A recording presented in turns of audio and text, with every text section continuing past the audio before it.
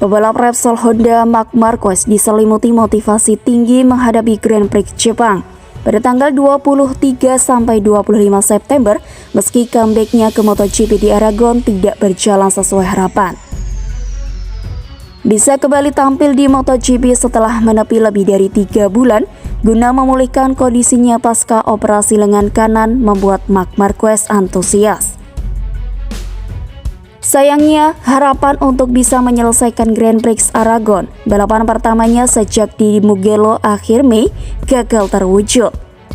Juara dunia 6 kali kelas Premier mundur di lap pertama.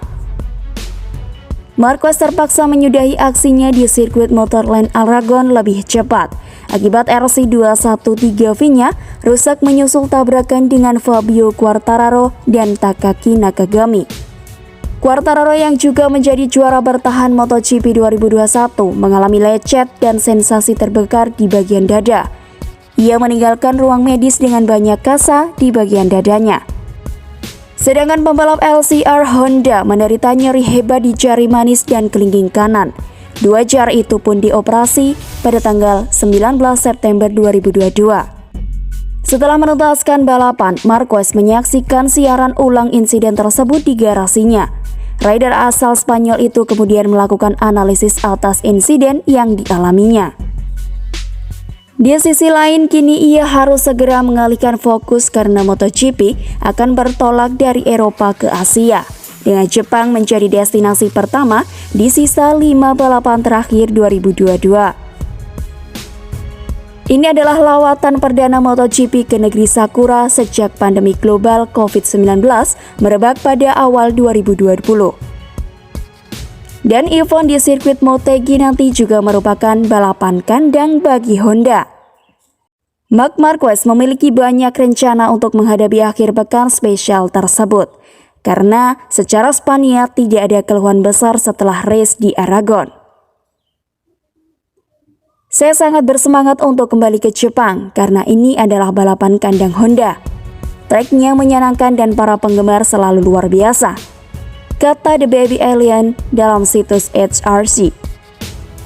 Di Motegi Anda dapat memiliki cuaca apapun, karena itu kami harus terus mengawasi apa yang akan terjadi.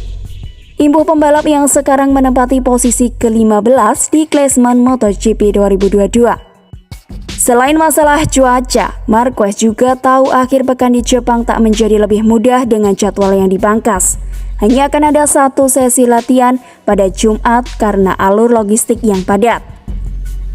Mengingat kami menghadapi jadwal yang berubah, itu bakal menjadi 2,5 hari yang sangat intens. Tetapi saya merasa baik secara fisik setelah Aragon, ujarnya.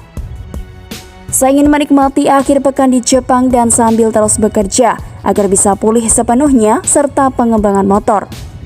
Rider berusia 29 tahun tersebut menuturkan.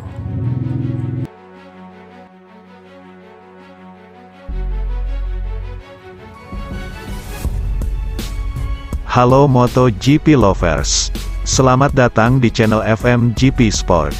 Channel yang akan menyajikan berita seputar dunia balap spesial untuk Anda. Jika Sobat GP terhibur dengan berita yang kami sajikan, jangan lupa subscribe dan nyalakan notifikasinya. Baiklah, langsung saja mari kita simak berita selengkapnya. Rider Gresini Racing Ducati, Enea Bastianini, menebus kekalahan dari Francesco Bagnaia di Misano dalam MotoGP Aragon. Ia meraih kemenangan keempat musim ini berkat manuver impresif pada lap terakhir. Francesco Bagnaia versus Enea Bastianini, Jilid 2. Itulah yang tersaji dalam balapan Grand Prix Aragon, Minggu tanggal 18 September tahun 2022.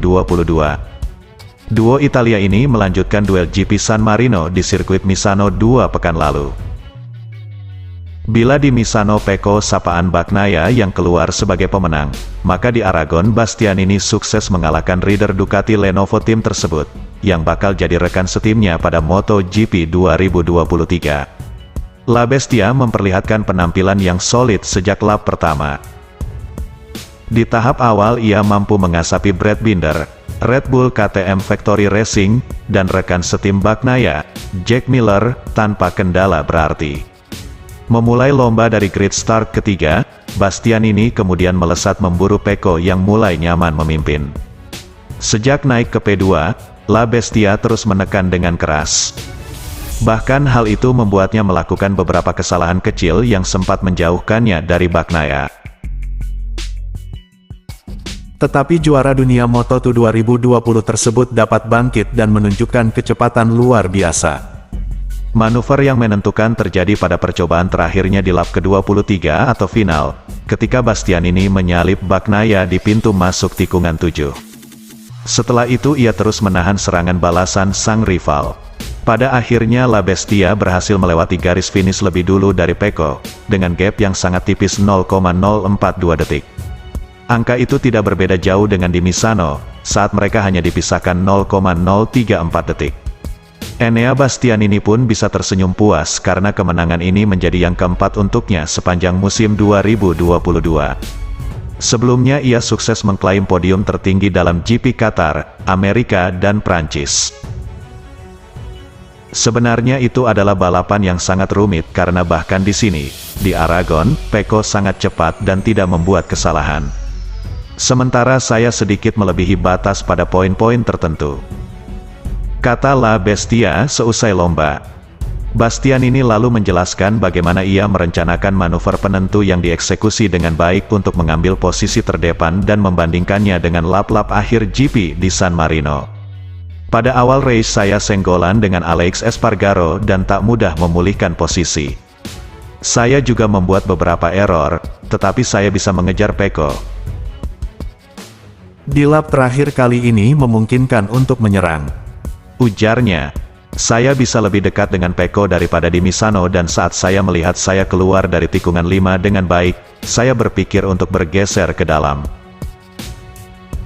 Saya masuk cukup keras dan memenangi balapan. Di Misano saya tidak perfect dan ketika saya melihat lagi balapan membuat saraf saya naik. Saya akan menonton yang ini, GP Aragon, dengan lebih senang. Kami dipisahkan 1/1000 detik dalam kedua race tetapi itu membuat perbedaan. Lebih lanjut, Bastianini tampaknya telah kembali ke jalur yang benar, setelah liburan musim panas. Jeda tersebut jelas membantu pemuda 24 tahun itu. Ia mengaku mendapatkan kembali kepercayaan diri pada motornya. Hari ini saya kuat di tikungan dan mampu menjaga keseimbangan di depan untuk berbelok. Ketika saya memiliki kepercayaan diri pada motor ini, saya bisa lebih kencang. Usai libur musim panas, saya kembali yakin 100% dengan motor, dan kini saya harus menjaganya hingga akhir musim. Pungkas La Bestia.